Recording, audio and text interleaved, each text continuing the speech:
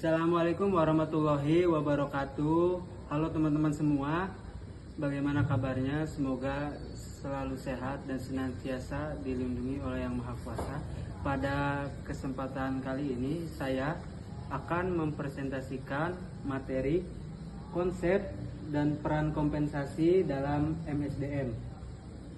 Nah, materi ini sangat menarik untuk kita bahas, teman-teman, karena zaman modern ini, dalam organisasi modern, manusia bukan hanya sekedar tenaga kerja, tapi juga aset strategis perusahaan. Nah, kita di sini akan membahas apa sih kompensasi itu, bagaimana konsepnya, dan kenapa bisa ada kompensasi dalam suatu perusahaan, dan bagaimana suatu perusahaan itu menerapkan kompensasi dengan baik dan benar. Saya Jundipati Asifa, mahasiswa Universitas Buana Perjuangan, Fakultas Ekonomi dan Bisnis, Prodi Manajemen, akan memaparkan materi konsep dan peran kompensasi dalam MSDM. So, langsung aja kita ke materinya. Let's go. Baik teman-teman, sekarang kita menuju materi yang pertama, yaitu ada pendahuluan dan latar belakang. Nah, di dalam sebuah organisasi modern, teman-teman, keberhasilan suatu perusahaan tidak hanya ditentukan oleh teknologinya yang canggih atau modal, tapi sumber daya, kualitas sumber daya manusia juga menjadi faktor yang penting dalam penentuan tercapai atau tidaknya tujuan sebuah organisasi. Nah, coba bayangkan teman-teman, ketika teman-teman bekerja di sebuah perusahaan dan menjadi karyawan. Perusahaan tersebut menuntut teman-teman untuk bekerja keras, mengikuti lembur, dan loyalitas terhadap perusahaan tersebut. Tapi kalau teman-teman tidak mendapat feedback yang baik atau balas jasa dari perusahaan, tidak seperti tidak mengapresiasi, tidak memberikan bonus, tidak menghargai, dan lain-lainnya, pasti teman-teman merasa kalau teman-teman itu kecewa sebagai karyawan perusahaan tersebut karena merasa tidak dihargai. Disinilah kompensasi itu berperan. Kompensasi tidak hanya berupa gaji atau bonus, tapi kompensasi itu adalah hak segala karyawan yang harus diberikan perusahaan atas kontribusi karyawan-karyawannya. Kompensasi yang bagus, yang baik, akan menghasilkan kinerja dan motivasi karyawan, membuat karyawan bekerja lebih optimal tanpa harus memaksa atau membujuk karyawan untuk melakukan pekerjaan yang baik. Nah, kita masuk ke materi selanjutnya, teman-teman, yaitu adalah pengertian dan tujuan kompensasi. Kompensasi secara sederhana, teman-teman, adalah balas jasa dari perusahaan untuk karyawan-karyawannya atas kerja kerasnya untuk perusahaan tersebut. Nah, menurut Derek Dessler, kompensasi adalah setiap bentuk pembayaran atau hadiah yang diberikan kepada karyawan sebagai imbalan dari pekerjaan yang mereka lakukan. Nah, di sini ada pun tujuan dari kompensasi, di antaranya adalah meningkatkan motivasi kerja. Kompensasi menjadi pendorong bagi karyawan untuk kerja lebih baik. Dan selanjutnya tujuannya diantaranya menarik dan mempertahankan karyawan.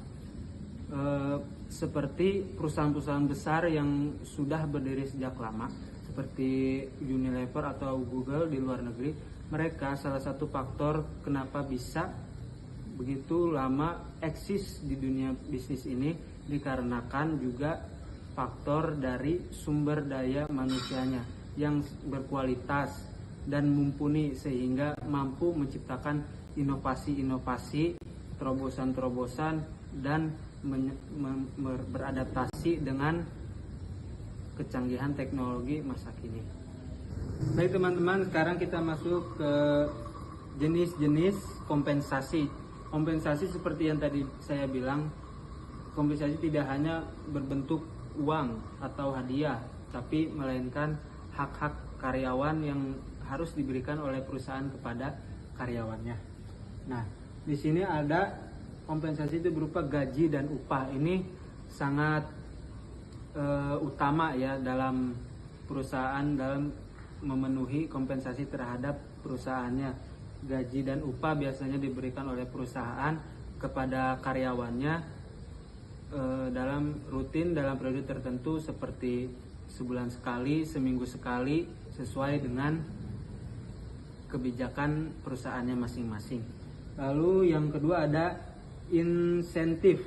Apa itu insentif? Insentif itu seperti hadiah atau upah tambahan, di mana insentif ini hanya diberikan kepada karyawan yang memiliki performa kinerja tinggi yang bisa melampaui target perusahaan.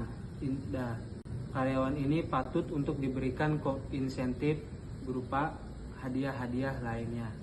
Lalu yang ketiga ada tunjangan. Tunjangan itu seperti jaminan untuk karyawan terhadap perusahaannya, seperti tunjangan kesehatan, tunjangan keselamatan kerja, dan lain-lainnya. Lalu yang terakhir, yang keempat, fasilitas dan fringe benefit, yaitu bentuk kesejahteraan tambahan untuk meningkatkan loyalitas, seperti fasilitas-fasilitas yang disediakan oleh perusahaan untuk karyawan seperti jemputan, ada makan, lounge, makan siang, terus serta fasilitas-fasilitas yang lainnya.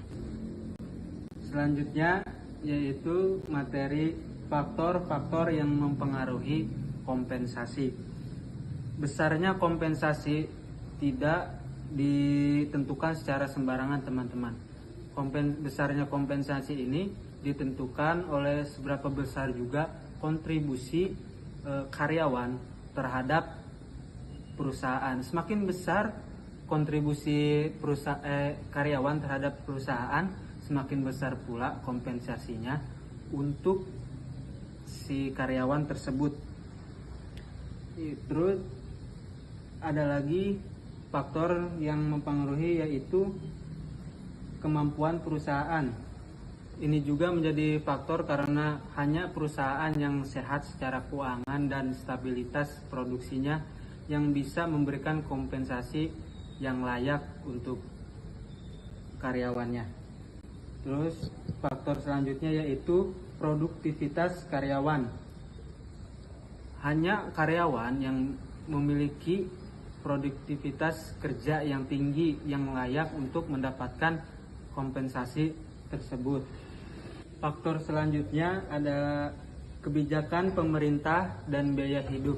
Kompensasi juga dipengaruhi oleh berbagai macam ketentuan dan kebijakan yang dibuat oleh pemerintah, sehingga ada kompensasi atau minimal yang harus diberikan kepada karyawan, seperti contohnya yaitu UMR ya, yang berbeda-beda di setiap daerahnya. Oke, next kita materi selanjutnya yaitu asas dan sistem kompensasi. Dalam pemberian kompensasi teman-teman ada asas yang harus diperhatikan, yaitu asas keadilan dan kelayakan.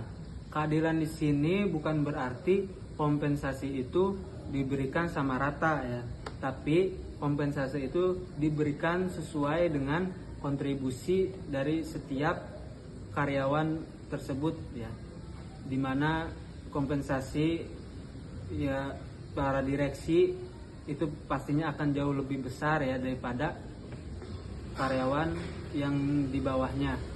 Dan untuk sistem kompensasinya yaitu ada sistem waktu berdasarkan jam, hari, atau bulan kerja, di mana karyawan yang sudah lama bekerja di suatu perusahaan pastinya sudah mendapatkan kompensasi yang layak untuk dia. Lalu ada sistem hasil dan borongan. Nah, di sini agak beda sama yang tadi sistem waktu. Di sistem hasil dan borongan ini, meskipun karyawan tersebut belum lama bergabung dengan perusahaan, tapi ketika karyawan tersebut sudah bisa memberikan kontribusi yang besar kepada suatu perusahaan, maka si karyawan tersebut layak menerima kompensasi yang lebih besar, seperti itu. Baik, selanjutnya ada kesimpulan dan penutup. Kesimpulannya teman-teman, kompensasi ini sangat penting dalam suatu sistem perusahaan. Ketika kompensasi ini bisa dijalankan dengan baik dalam suatu perusahaan, maka dapat meningkatkan loyalitas pekerja, karyawan lebih betah dan produktif tentunya. Lalu mendukung tujuan perusahaan. Kompensasi yang tepat membantu pencapaian target organisasi karena dapat memotivasi para karyawannya. Ibaratkan teman-teman, jikalau perusahaan itu adalah jantungnya, maka seperti umpama teman-teman, karyawan itu adalah seperti umpama teman-teman, jika karyawan adalah jantung perusahaan, maka kompensasi adalah aliran darahnya. Ketika aliran darahnya itu baik, lancar, maka semua sistem dari tubuh ini akan berjalan dengan baik. Nah, seperti itu. Untuk pemaparan materi ini cukup sekian dari saya. Saya harap pemaparan materi ini bisa bermanfaat untuk teman-teman semua, dan mohon maaf apabila ada kesalahan kata. Akhirul kalam, wassalamualaikum warahmatullahi wabarakatuh.